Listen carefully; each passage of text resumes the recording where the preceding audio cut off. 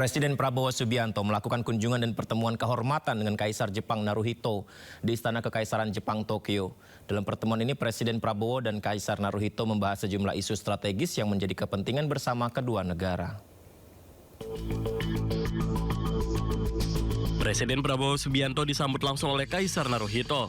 Presiden Prabowo dan Kaisar Naruhito selanjutnya menuju ruang Takenoma. Pertemuan dan pembicaraan serius mewarnai kunjungan kehormatan Presiden Prabowo Subianto dengan Kaisar Jepang Naruhito di Istana Kekaisaran Jepang Tokyo. Pertemuan kedua pemimpin ini juga diwarnai dengan pertukaran cerita-cerita ringan yang mencerminkan kedekatan personal di antara kedua pemimpin. Kedua kepala negara yang kemudian melaksanakan sesi foto bersama dilanjutkan pertemuan empat mata dalam suasana hangat dan penuh keakraban. Dalam pertemuan tersebut, Presiden Prabowo dan Kaisar Naruhito membahas sejumlah isu strategis yang menjadi kepentingan bersama kedua negara. Selain bertemu dengan Kaisar Naruhito, Presiden Prabowo juga melakukan pertemuan dengan putra mahkota Jepang yang merupakan adik Kaisar Naruhito, Fumihito. Pertemuan ini semakin mempererat hubungan persahabatan antara Indonesia dan Jepang di tingkat keluarga kekaisaran. Momentum ini tidak hanya mencerminkan hubungan resmi antar negara, tetapi juga memperlihatkan sinyal kuat bahwa kemitraan Indonesia dan Jepang terus bergerak maju, semakin erat dan semakin strategis di masa depan. Selain itu, kunjungan ini menjadi penegasan kuat bahwa hubungan Indonesia dan Jepang tidak hanya dibangun di atas kepentingan strategis, tetapi juga diikat oleh rasa saling hormat, kepercayaan, dan persahabatan yang semakin kokoh dari waktu ke waktu. Dari Tokyo, Jepang, Tim Liputan IDX Channel. Kunjungan kerja Presiden Republik Indonesia Prabowo Subianto ke Jepang disambut hangat oleh diaspora Indonesia. Kunjungan ini diharapkan memperkuat hubungan bilateral dan membuka peluang bagi diaspora Indonesia di Jepang.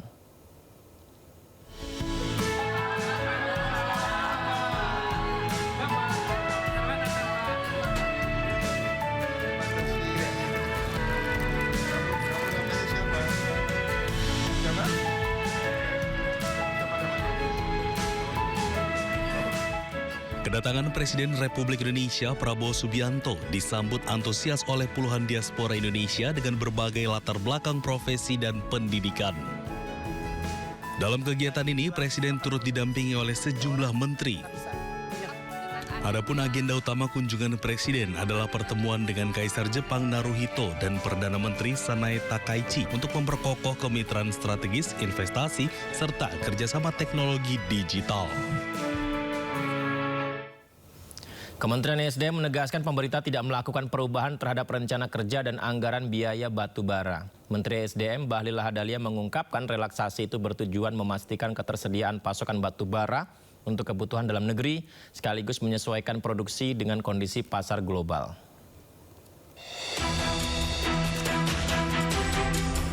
Menteri Energi dan Sumber Daya Mineral atau ESDM Bahlil Lahadalia menegaskan pemerintah tidak melakukan perubahan terhadap rencana kerja dan anggaran biaya atau RKAB batubara. Namun pemerintah tetap memutuskan untuk menaikkan harga patokan mineral nikel sebagai bagian dari kebijakan mendorong penerimaan di sektor pertambangan. Bahlil menyebut bahwa RKAB batubara tetap berjalan sesuai rencana dengan penerapan relaksasi yang terukur untuk menjaga keseimbangan produksi. Menurutnya, relaksasi tersebut bertujuan memastikan ketersediaan pasokan batubara untuk kebutuhan dalam negeri sekaligus menyesuaikan produksi dengan kondisi pasar global. Pemerintah juga akan memperhatikan pergerakan harga komoditas di mana produksi dapat ditingkatkan saat harga tinggi dan disesuaikan ketika harga menurun. Untuk diketahui pada tahun 2026, Kementerian ESDM telah menyetujui RKAB batubara sebesar 390 juta ton. Bagus terus, kita akan memproduksi juga lebih banyak. Tetapi kalau harganya turun, kita akan menyesuaikan dengan permintaan di pasar. Jadi supply and demand sebagai instrumen untuk menjaga keseimbangan. Sekali lagi saya katakan bahwa untuk RKAB batubara belum ada kebijakan baru dari Menteri SDM. Tadi juga kami sudah dapatkan, yang ada hanyalah relaksasi yang tujuannya apa? Kita harus memprioritaskan kepentingan domestik kita. Kita ingin PLN kita semua harus ada, pupuk, kemudian industri-industri dalam negeri harus semua terpenuhi. Selain batubara, pemerintah juga akan menjaga keseimbangan pasokan dan permintaan pada komoditas nikel guna menjaga stabilitas harga. Dalam kebijakan tersebut, pemerintah resmi memutuskan untuk menaikkan HPM nikel sebagai acuan harga dengan tujuan mencegah penurunan harga serta memastikan kebutuhan industri dalam negeri tetap terpenuhi.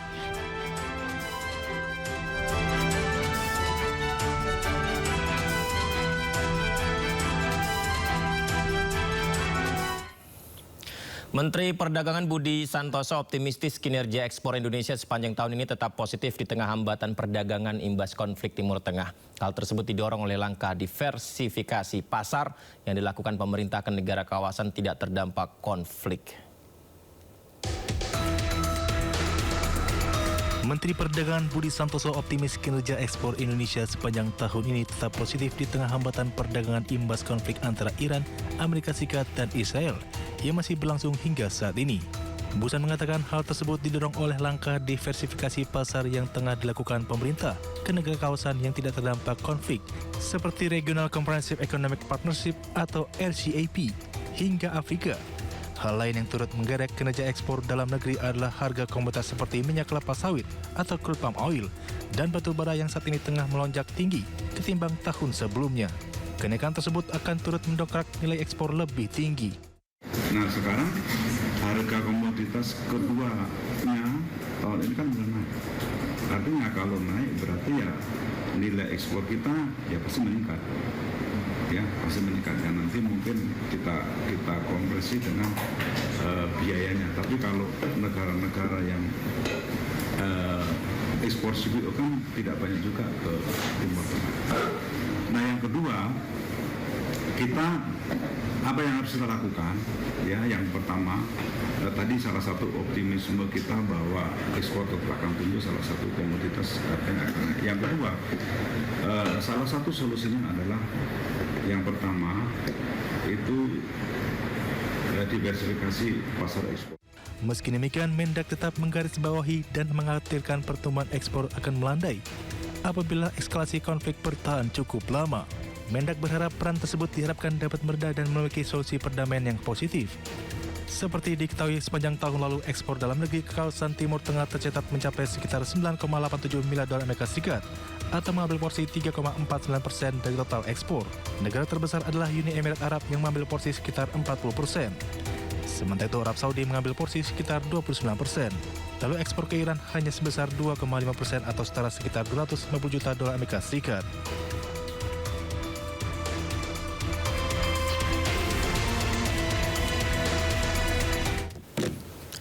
Kementerian Keuangan menghapus sanksi administratif atas keterlambatan pembayaran dan pelaporan SPT pribadi. Kemenkeu juga memberikan kelonggaran bagi wajib pajak memenuhi kewajiban SPT-nya hingga 30 April.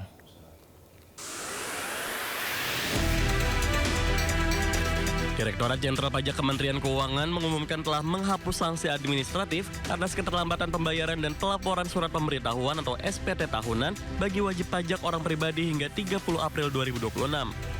Kebijakan ini tertuang dalam pengumuman Ditjen Pajak nomor 28 tahun 2026 yang memberikan kelonggaran bagi wajib pajak dalam memenuhi kewajibannya. Dirjen Pajak Bimo Wijayanto menjelaskan bahwa keputusan tersebut diambil setelah mempertimbangkan data kinerja pelaporan SPT serta berkonsultasi dengan Menteri Keuangan Purbaya Yudisadewa. Meski batas waktu normal tetap 31 Maret 2026, pelaporan dan pembayaran pajak bagi orang pribadi hingga 30 April 2026 tidak akan dikenakan sanksi administrasi. Dalam pengumuman tersebut, Ditjen Pajak juga tidak akan menerbitkan surat tagihan pajak dan jika sanksi administratif yang sudah terlanjur diterbitkan, maka petugas akan menghapus sanksi tersebut sesuai peraturan. Jadi keputusan Pak Menteri setelah kami konsultasi dengan evidence data kinerja penerimaan SPT yang ada, diputuskan kita akan perpanjang sampai 30 April baik untuk pelaporannya maupun pembayarannya. Jadi singkatnya itu kita coba lihat nanti seperti apa. Yang pasti ada pergeseran penerimaan juga sudah pasti ke April gitu. Nah, ya mungkin sekitar 5 triliun lah yang akan geser sampai April. Kami sudah laporkan juga kepada Pak Menteri. Mungkin hari ini kita akan meluncurkan kebijakan terkait dengan perpanjangan SPT.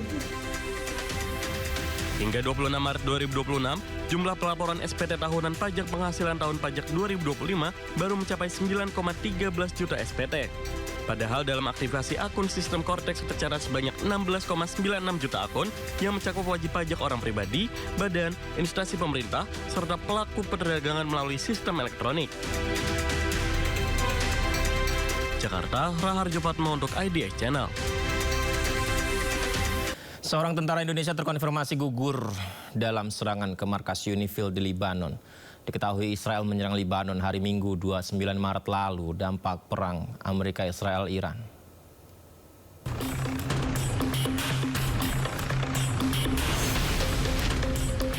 Israel dilaporkan menyerang pangkalan penjaga perdamaian PBB di Lebanon Selatan pada Minggu waktu setempat.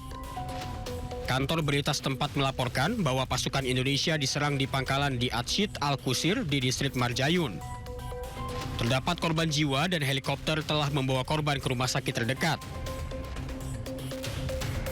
Naas, saat dikonfirmasi, salah satu tentara perdamaian dari Indonesia meninggal dunia dan satu tentara lainnya dalam kondisi kritis. Kini korban luka dirawat di Rumah Sakit St. George Beirut. Hingga informasi ini disiarkan, belum ada tanggapan dari Mabes TNI. Innalillahi wa inna ilaihi raji'un. Pemirsa, duka mendalam menyelimuti kediaman Praka Farizal Ramadan di Kulon Progo, Yogyakarta. Keluarga dan kerabat sedih setelah kabar gugurnya Praka Farizal terkonfirmasi.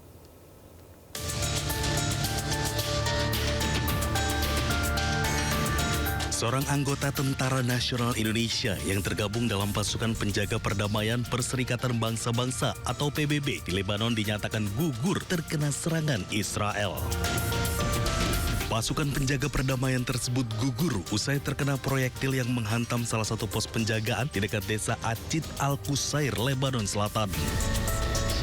Almarhum Praka Farizal Ramadan memulai pengabdiannya sebagai anggota TNI pada tahun 2016 dengan tugas pertama di Aceh. Dalam 1 tahun terakhir, ia mendapatkan kepercayaan untuk bertugas sebagai pasukan penjaga perdamaian PBB di Lebanon. Almarhum meninggalkan seorang istri dan 1 orang anak. Kini, pihak keluarga masih menanti informasi lebih lanjut terkait proses pemulangan jenazah ke tanah air. Dari Kulon Progo, Yogyakarta, Basuki Budi Utomo, iNews melaporkan.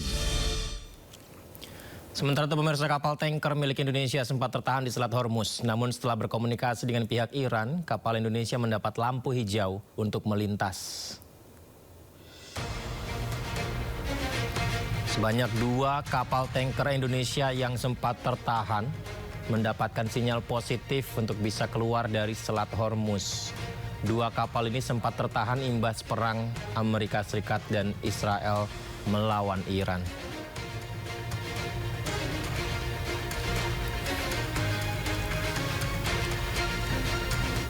Juru bicara Kementerian Luar Negeri Yvonne Mewengkang menyebut Iran memberikan respon positif terhadap keamanan 2 kapal Indonesia. Setelah adanya respon positif itu, Kemlu menyebut Pertamina perlu menyiapkan beberapa hal teknis demi keselamatan para kru kapal. Dengan demikian, ketika Iran memberikan izin melintas, semua bisa berjalan dengan aman.